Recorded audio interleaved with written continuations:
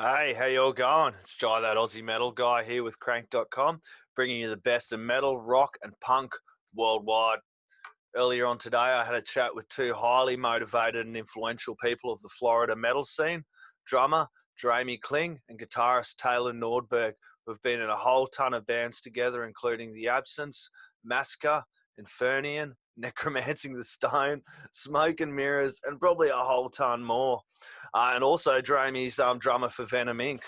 But in between all of that, they've also found some time to form a punk project called Fore, which features the vocal prowess of Brian Stephenson from Old James and Skullfist, plus the legendary Kreator bassist Speesy Giesler. With two tracks, What's Right For You and Today We Rise already released, and a whole ton more music on the way, I caught up with Taylor and Jeramie for a chat about it all. Check it out, then go crank up some Fore. It's definitely weird over here. It's fucking weird. Yeah, man, things are going crazy at the moment. You got the coronavirus and then everything else that's happening in the news. So it's kind of good to have music to kind of escape to as a little bit of an outlet, man. What's it? I got a question for you, being an outsider to obviously, the U.S. world. Yeah. What's it look like to you guys over there? Yeah, well, I've got a lot of US mates, man. It looks pretty crazy, dude, and it's it looks bad, dude. At the moment, just the way the things are running, man. I don't know. It's just looked bad for a number of years, man. And I don't know. People probably don't understand, get quite ignorant in the amount of systemic racism and oppression, not only in America, but Australia, dude. Like, that's the thing. Everyone can sit here and go, oh, America, America, but it's the same in Australia. It's the same in these lot of developed countries. So I think now's the time for everyone to kind of look a little bit at how things are run and maybe a bit more accepting and understanding. I think a lot more love, man. Yeah, my wife was saying that abroad they're doing like murals are being painted about this whole thing that's going on, and like there's other countries that are joining in, which is pretty wild. I mean, it really is everybody's fight and everybody's right, to just be a fucking person on this earth. So exactly. Well, at Crannk, we joined in a lot of the other music organisations, and we're not publishing anything for 24 hours as of the start of the 2nd of June. It was a little fun to work out with the time difference, with Australia here being a little bit ahead, but we got there, dude. So we'll dive back into music, man. Taylor and Jeramie, you guys have been obviously playing together for a while, using a whole heap of bands together. I won't list them out. I might get you guys to do it as we go. But how did you guys first meet? That's a fun one. I was playing with that band Infernaeon, and we had just completed a tour with. This is one that I was able to call my mom. It was one of those moments. We played the Knitting Factory in LA, and I was with Infernaeon, and we were on tour with Anal Cunt and Anal Blast. And that particular show at the Knitting Factory, the meat shits open. And I called my mom and I was like, yeah, check this out. All right. I had a real flatline mom. I mean, she good. It was good stuff. But I told her, I was like, Mom, check this out. Look who I'm Anal Cunt, Anal Blast, and the meat shits. And she's like, you're exactly where you want to be, son. So we finished that tour, and then the guitar player for Infernaeon started working at Guitar Center full-time as a manager, and he actually got some upper-level management position, blah, blah, blah, blah, blah. And then Brian had hired Taylor and Steve for that band, and that's where we first met. Taylor was 19. Yep, it's just a child. He was 19. My first real band on a label, and they said, all right, we're going to do an album, and we're going to go on tour with Guar. And I was like, okay. Oh, shit. It's like, I don't know anything about the music business, but I can write riffs, and I like Guar. So. Yeah, that's awesome, man. How did you start playing guitar then, Taylor? Well, I got my older brother, he played drums, and I got a guitar for Christmas when I was 13 from my parents, and never put it down. Yeah. I played some bands in high school, and then I moved down to Florida, and we've been jamming ever since. That brother actually lives in Australia right now. Yeah, he lives in Townsville. Townsville, yeah, beautiful North Queensland, man. I had a mate up living in Townsville, dude, from Townsville. He's actually moved down to Emerald now. Sugarcane, lots of sugarcane, man. Does he do any of that up there, or? No, he's a biologist. He's a herpetologist, so he studies snakes and. Oh yeah, dude. Perfect place for it, yeah. Things that want to kill you. Yeah, he's got a real job, you know. We're just talk about. We're just musicians, man. That's the thing. We bust our asses. You guys, musicians, obviously, man. You're quite talented, dude. Jeramie, how did you pick up drums, man? Well, my dad played guitar. He passed away 2 years ago. But my dad played guitar, and he was, he started my brother and I out both incredibly early. Like, I mean, as soon as like I could stand and hold sticks, I started holding sticks. So about the time that I was in 4th grade, I played my first show at school.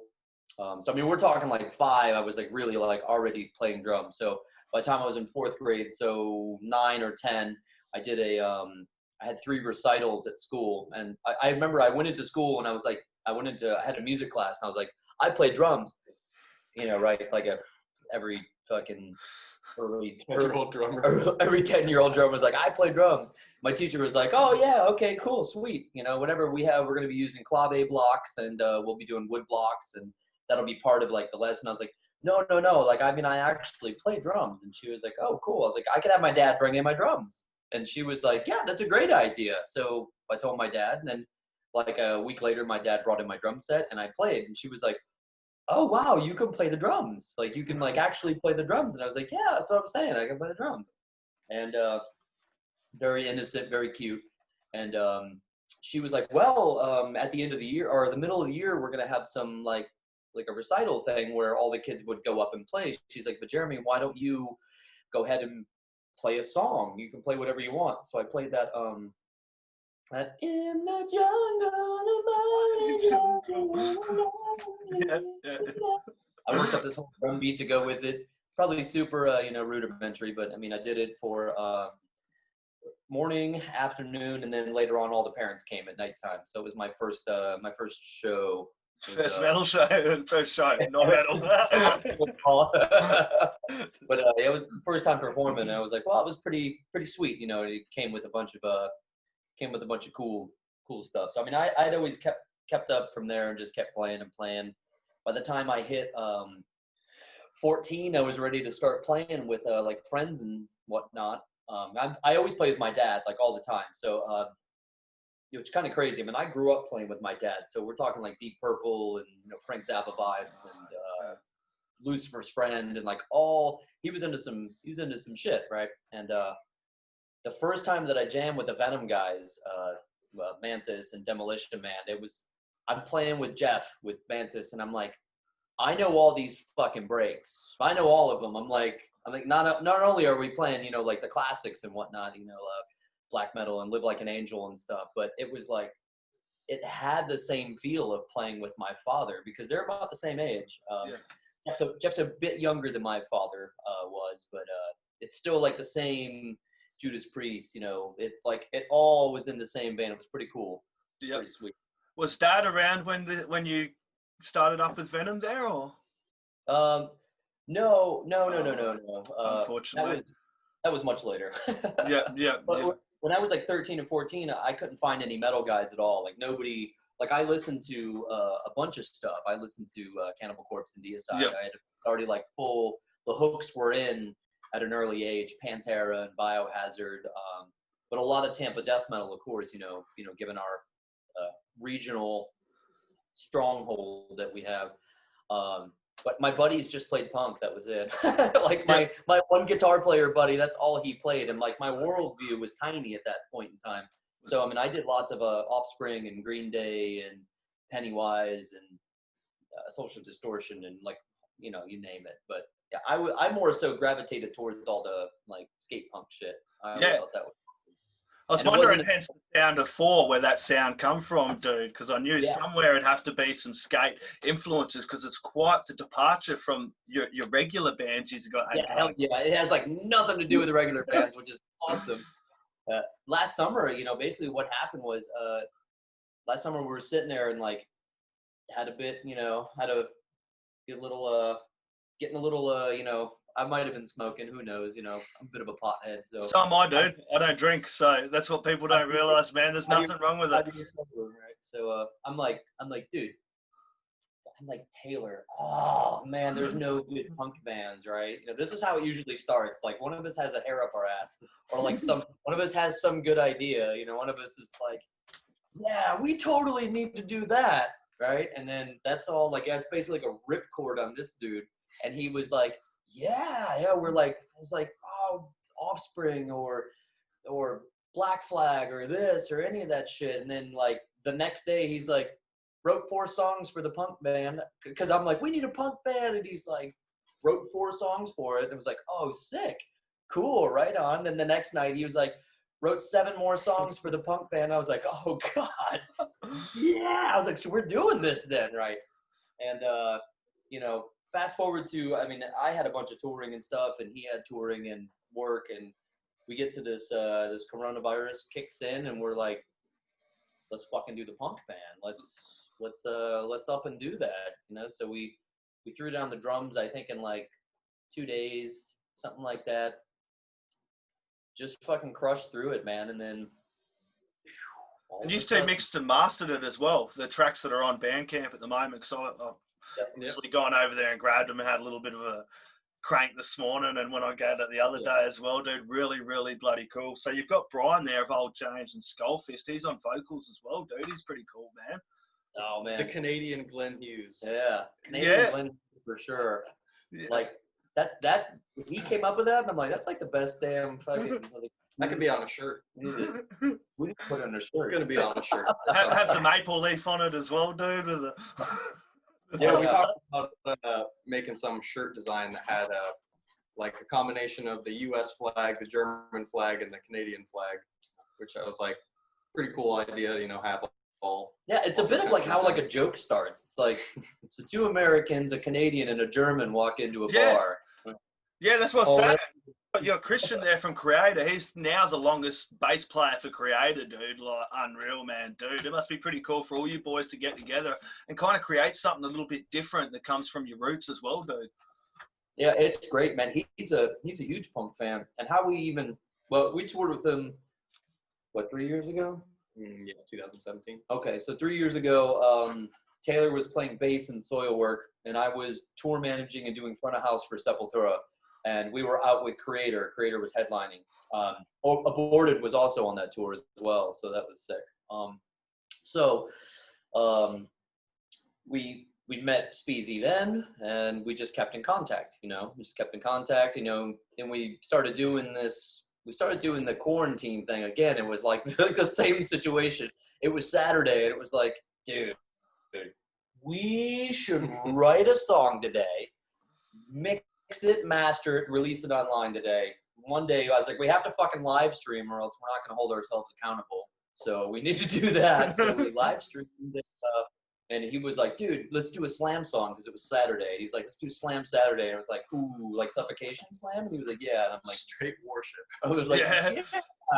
All right, let's do it. So we did it, and it was ace. It was real cool. Cool reception. Everyone's like, I don't know how the fuck you did that. And was like, of course, that's like enough fire for him and I to go like, let's do it again. Whoa. Let's do it again. Monday, let's incorporate other fellas. So let's do a Swedish death metal, like a grave worship or like HMT worship style. Let's do that. So Monday rolled around, and we, he wrote the song, and then I played drums, and we mixed it up good enough to send over to singer Penke. Pontus from singer for Entrails. He did some vocals, and then we also got our buddy Johnny Peterson, which we played in Woombath, and he's in like a fucking million bands, man. Henry Kane, Heads for the Dead. He's got like a nice list of bands he's in as well. So both those fellas wrote stuff, recorded, and sent it back, and we mixed it and threw it up there online. And then of course at that point we're like, okay, who else could we guess? Like, what the fuck? And we're like, Pandora's box is opened, right? So I got a big ass piece of paper, and I just started adding. It was like, well, what do we want to do? And he's like, well, for sure, let's do a hardcore song, and we'll do maybe a power metal song, and it was like, ooh, let's do like a Motorhead style song. And so we just started writing down all the styles of songs we want to do. Yeah. And then it was like, what musicians can we get? Like, who do you think would be down to fuck like this? Because this isn't for the weak, man. This is like, you can't camp on it. You gotta fucking do it and send it back because we get a deadline here. Yeah. Which is pretty cool, because then we found some, some musicians who were like down to go. And Speesy was one of those guys. And it was like, hey, here's a whole list of stuff. What are you interested in? What would you like to do? And he was like, I love punk rock. I'm a huge punk fan. So I'll take the hardcore song. So we did the hardcore song, and the bass he sent back was some of the best bass that we got for that whole quarantine project. It was like a fucking bulldozer, man. And he was like, he had it sent back in like what felt like 10 minutes. He did that with us. So we did this punk thing. It was like, Speesy, would you be interested in doing this punk thing? And he was like, oh, I love punk so much. Like, he sent him some demos in like 5 minutes. He already sent bass back, and it was like, I'm thinking about going like this and this and that. You let me know what you think. And it already sounded killer. And it was like, oh man, yes, hell yeah.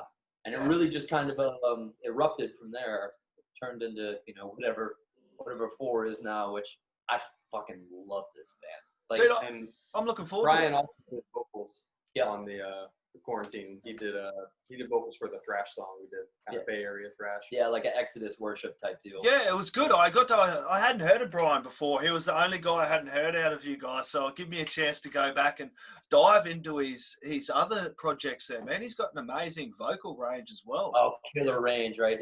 His timbre is beautiful, and it's perfect for Fore. Perfect. Yeah. It's like, yeah, and we didn't really, I don't think we didn't write too much of the vocal stuff.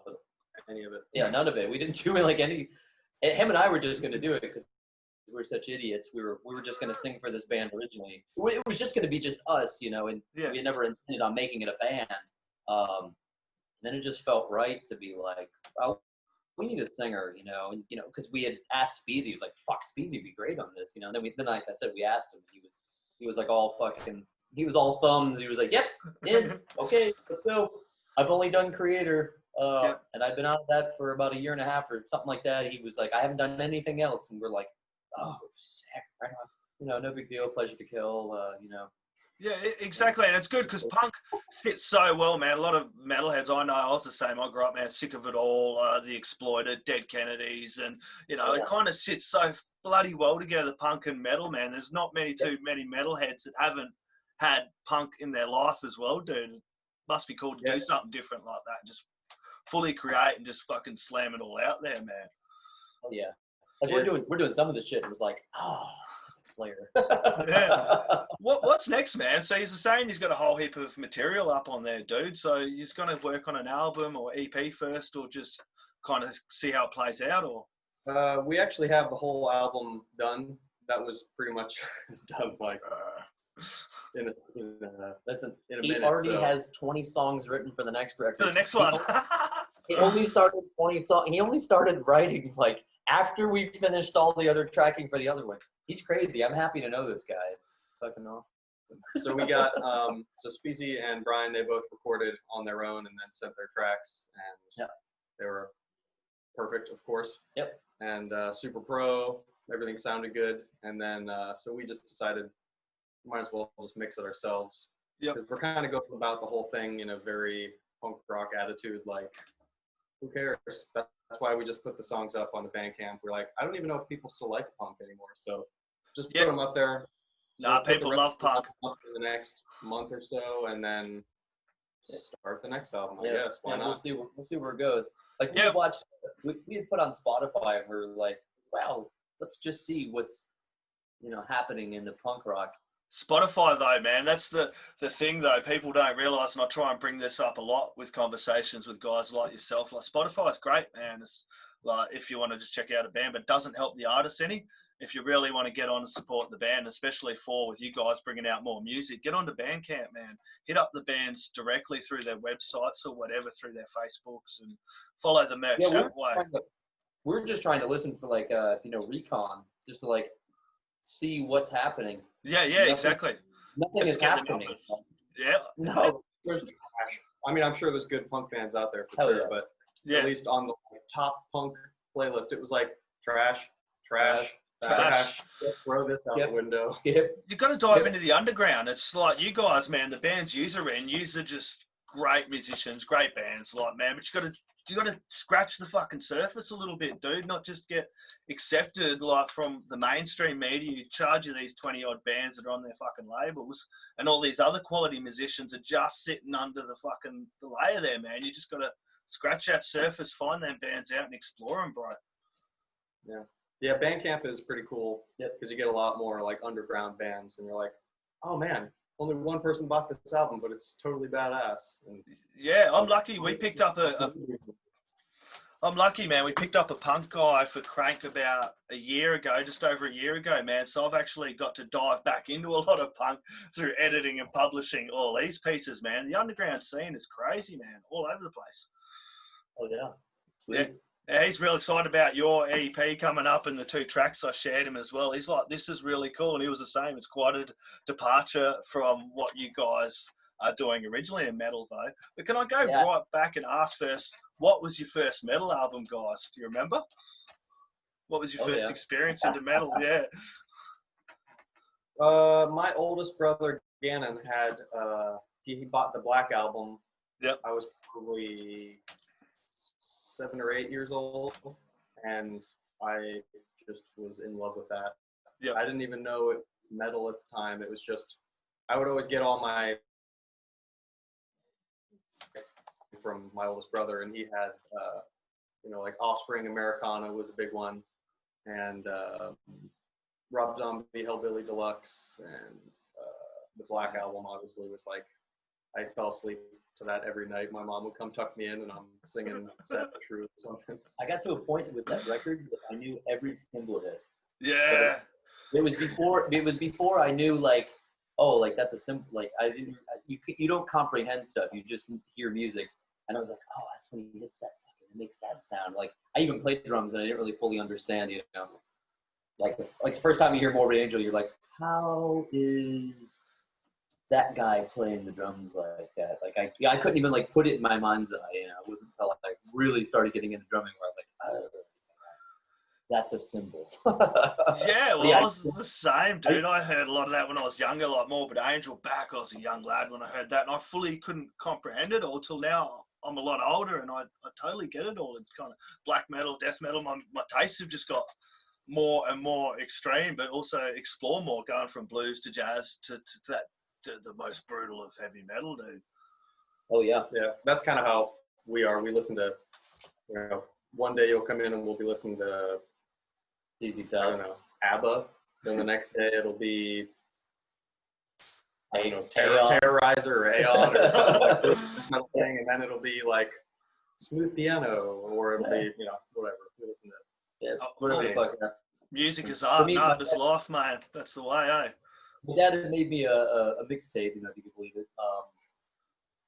It was the first like a bit of metal that I owned. So King Diamond was on that, one Merciful Fate, Metallica, and I want to say Megadeth or Anthrax, one of the two, something like that. The first thing that I actually purchased on my own was a Cannibal. Oh no, it was a Metallica record, and then I bought Cannibal Corpse like right around the same time because the imagery on the cover was just so fucking crazy.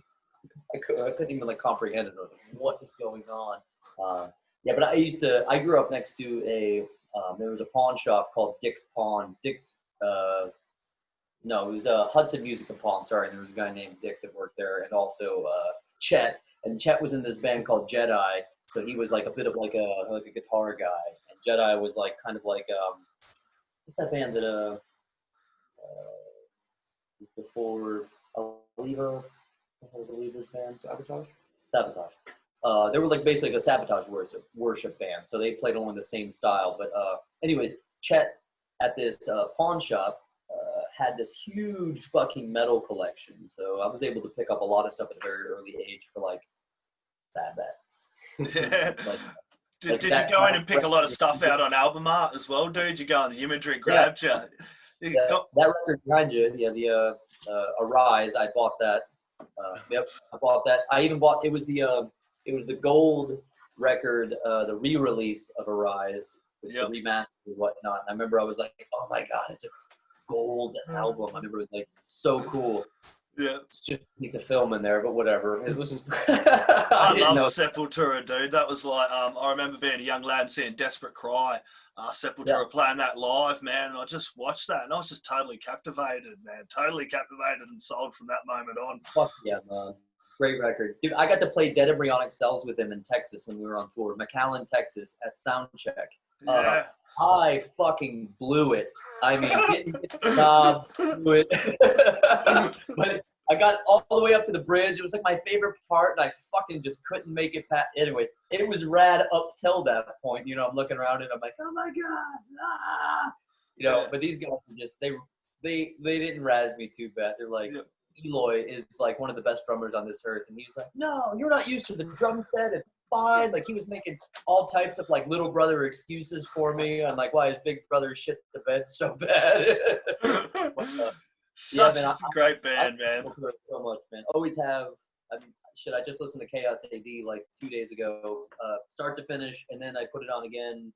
Damn near made it start to finish again. And it's still great. It's still fucking great. Yeah, man. I got seen Sepultura I think it was last year or the year before over here in Adelaide. Just unreal, dude. And Max, what he does with Soulfly, two unreal bands, man. Just doing great things, man. And Max is a top dude. I've seen some track with King Parrot, Matt Young from King Parrot playing live, dude, and he's got him on, I think it's the Archangel album, man, one of the tracks, just unreal, man. That one, I was like, dude, I'm a massive King Parrot fan as well. It's still cool seeing them doing well over there in the US as well. Our bass player for the Absence actually plays bass in Soulfly. Yeah? Yeah. Yeah, so cool.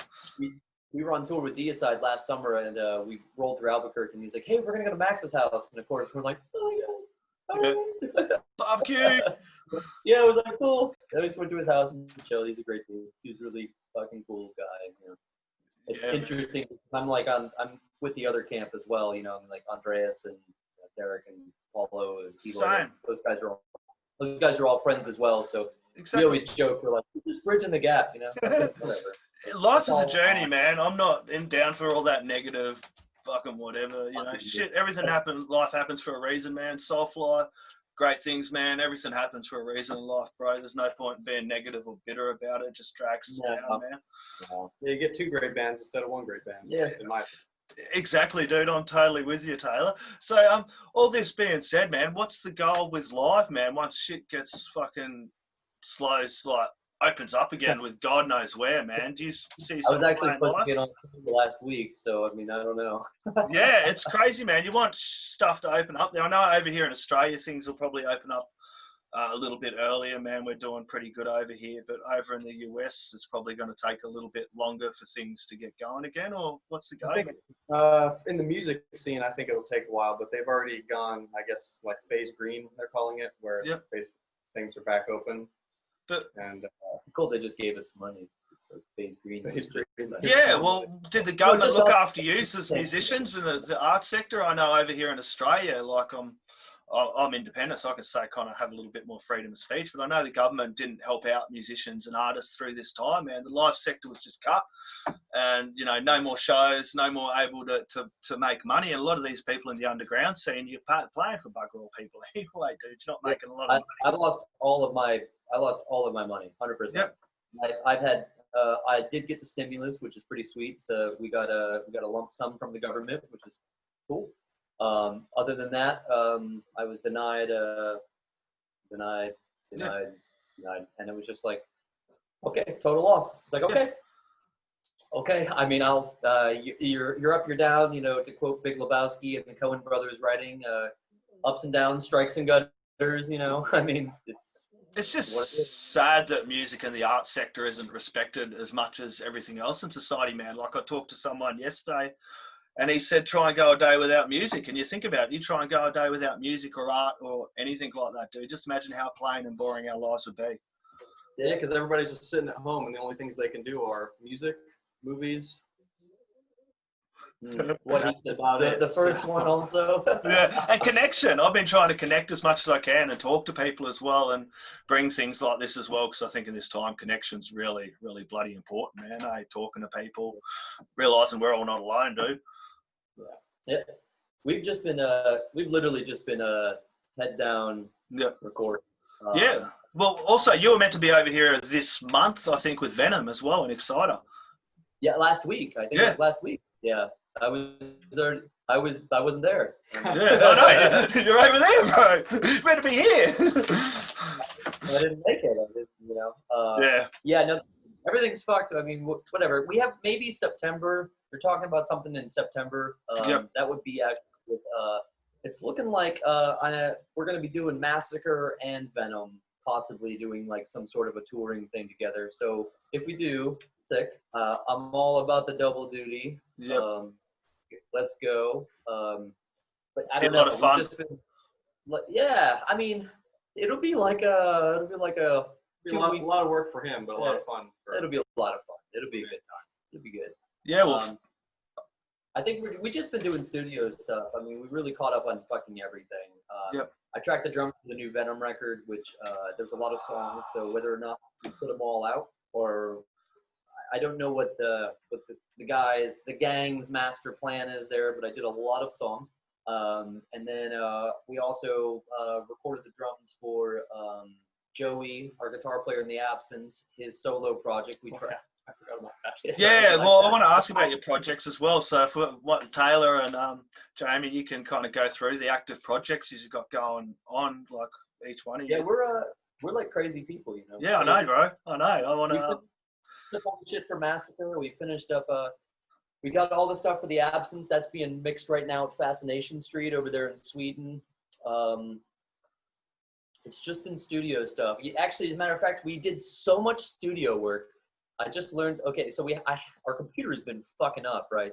So I had a buddy of mine come over, and he's a fucking great dude. Him and I actually played my second show ever with his band. And since then, I've actually we've recorded his band, so it's pretty rad. You know, we're all still homies, you know, in our area. And he is a computer repairman. He came over, and he was like, could be that your processor, okay, it's got this stuff called cooling gel, which goes on your processor. So they're like doing away with fans inside of a computer. So this cooling gel is like basically like peanut butter that goes on. And then he's like, yeah, that keeps it cool. And I'm like, huh, right. Okay, understood. Okay, he's like, if you do a lot of processing, which I'm pretty sure, like surfing web pages won't do that, but if you do a lot of processing, which I don't know what Pro Tools does, but he's like, I think it probably draws a lot. I'm like, oh yeah. Yeah. He's like, you might have heated up your processors and like basically fucking cooked this cooling gel. So peanut butter. He took the whole computer with him, and he's like, yeah, surefire. He's like, look at this shit. It's like, you know, cooked. It's not even doing its job anymore. So the computer is essentially just overheating. So we put new cooling gel, and then we give that back tomorrow. We broke a computer with how much we used it. Like that's pretty bad. A chair. And a chair, yeah. A chair too, actually. The chair had it coming though. Yeah. Chair totally had it coming. So yeah, we got a temporary timeout for until this computer gets fixed. But as soon as we get that back, hopefully tomorrow, back to it. I'm like going through studio withdrawal today, yesterday. He's like, I miss Pro Tools. I need to like edit something or mix something. Yeah. So we have the rest of the Fore album to finish up. Yeah. And then we actually added a song to the album cover. Awesome, dude. Like, oh, we should do a cover of this song because why not? Yeah. And then a day later it was done. So. Yeah, we did it. The whole thing, start to finish, soup to nuts, everything. We even ran like an initial mix on it. It was like, oh, it's pretty cool. We went to go fix that mix, and then the computer shit out on us. But I'm really looking forward to it, guys. So you've got a time frame at all when you're hoping to have it out, or? Probably. It seems like we're probably just going to self-release it. I imagine this first album. So probably in the next month, I would say. Month or two. We'll probably do like a music video or two, maybe some. Well, it'll be difficult because we'll have to. Everybody's so spread out, so it might kind of be like like all these other quarantine videos where it's somebody over here and then they drop it together with somebody here. But Or we just do a total storyline of just, you know. Yeah, it's punk, man. You kind of can do what you want as well. That's the beauty of this project, man. You can do what you want, dude, and kind of have the freedom and expression to create some killer punk music, man. Yeah. Yeah, it's nice for a change because there's at least at this point, there's no manager, there's no label, there's no like agents or anything. So it's like, hey, do you guys want to do this? Yep. Okay, cool. Yeah, let's and do then it. it's just done. And then it's like, cool. And then it's just out there. And if people like it, cool. If they want more, well, we have a shit ton more. Plenty more. And if they don't like it, then it's fine. You know, it's no like long 8-month process of marketing campaign. And it's like, Yeah, if it's good, people will hear it. You know? Yeah, and we're they about will. to go through that. They will. They'll crank the hell out of this, dude. It's cool. It has those unwritten law, vibes, you know, Pennywise, dude. Those killer old school skate punk vibes, dude. A little bit of this, a little bit of that, man. I do look forward to it. Last words and shout outs, boys. Yeah, cut there. No worries. There we go. Yeah, net gets a bit jumpy, man. It's been pretty good for us, though, considering we're on different sides of the world, bro. I'm pretty happy. Skype's been a pain, so that's why I've been doing it this way. Before we sign out, boys, we'll let you go do your thing, hit the studio, whatever. Did you just want last words or shout-outs, man? We're actually watching The Grudge with my sons. Nice. Currently. Yeah, not currently. I mean, we took a were. Yeah, we pushed pause on the old screen to watch. Tell them I said cheers for stealing his as well. Yeah, and they get it, man. It's old hat to these fucking kids. I gotta hang out with Dad. Dad's a rip roaring fella. Like, I mean, today we were rehearsing for the absence, and we were just. I'm like, all right, kids. It doesn't matter. You can make as much noise as you want, you know, because normally we're recording. It's like you gotta be quiet. But it was like, make as much noise as you want. Sorry, we're gonna be playing for like an hour and a half. So, all right. Rip. They just get stuck with death metal at 10 a.m. That's it sounds like a lot of fun, man. It's been really cool to have all this time with family and kids. I know we've only just sent my daughter back a couple of weeks ago.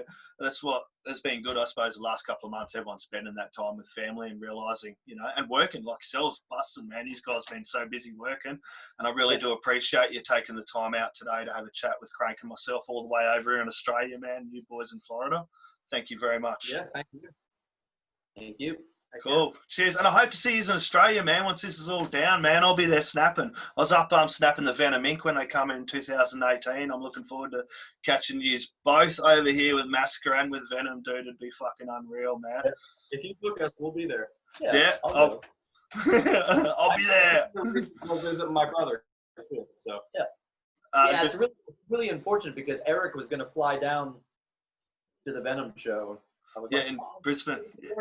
He was going to go fly there and meet up, and they were going to go, we're going to cage dive with great whites. Yeah. That's the go. My last, big bucket list item, and then the virus kind of just... Yeah, we had a whole plan. Do that. Go great cage dive. That's something I want to do, dude. I was watching something, dudes up on heights and bungee jumping. I'm like, fuck that. I could not do that. And then later on, we were watching cage dive with great white sharks. I'm like, I could do that. I'd fucking rather jump in with some sharks than get up on something high, bro. Dude, yeah. I'll call you up when we go. Yeah, hell yeah. Hell yeah, boys. Thanks a lot, guys. I'll leave you to it, man. All right. Cheers, boys. Man.